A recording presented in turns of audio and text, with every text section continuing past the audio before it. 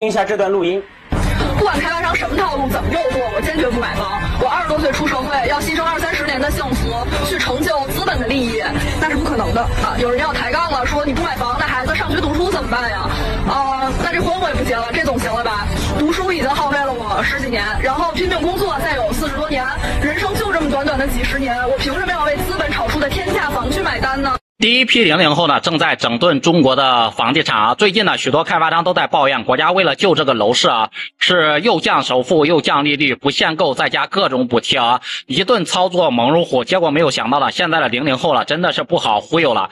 他们呢，正在把开发商呢逼上这个绝路。不得不说呢，现在的一个00后呢，真的是活明白、活通透了啊！就是年纪轻轻的就看清楚了这个社会运行的一个底层逻辑。在以前的一个社会体系当中啊，结了婚呢你就得买房，对不对？买完房呢你就得生孩子，然后呢想尽办法去给孩子补课，然后进重点高中，考上大学，什么985、211。等这个孩子进入到社会之后呢，他们呢又开始新的一轮拼命的一个工作和赚钱，然后呢再结婚再生孩子，如此的一个反复循环啊。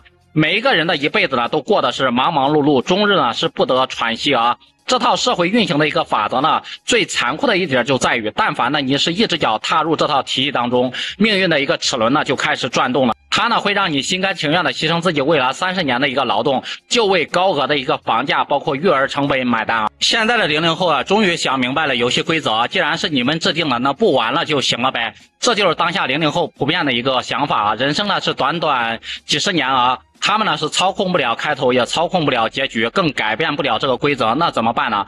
干脆选一个更舒服的一个活法呢？这个儿孙呢是自有儿孙福，那没有儿孙不就行了吗？我就想了，房价不是不降，那好，那我不买总可以嘛？丈母娘呢是一定要这个婚房，行，那么不结婚呗？任你说的这个天花乱坠，那就坚决呢不做这个接盘侠，因为呢他们是彻底想明白了，即便你贷款呢买一套房子，你能够保证这个30年它是不失业吗？你能够保证你的收入是一直稳定的吗？你能够保证你不会被裁员吗？看看过去啊6年的一个时间，法拍房的一个数量呢从9000多套暴增到去年的200多万套，直接是翻了200多倍。这背后呢是多少个家庭的一个支离破碎？你说这些人不努力吗？他们不勤奋吗？他们够努力也够勤奋，结果没想到呢，突然有一天是失业了，这个行业没了，他们的一个生活呢每天都是谨小慎微，工作上面呢那是点头哈腰，不敢生病，不敢失业，却依旧摆脱不了命运的一个黑手。真的是啊，现在00后呢不买房真的不是什么躺平，他们呢仅仅是为了自己的一个生活自保。更关键的是啊，中国的一个人口出生率呢正在以肉眼可见的速度在下降。短短6年的一个时间啊，出生人口呢就从呢1883万下降到去年的一个800来万，出生人口呢几乎是减半。该着急的到底是谁呢？你说到底是负债累累的开发商，还是背负巨额城投债的一个地方城市呢？反正呢肯定不是无债一身轻的一个00后。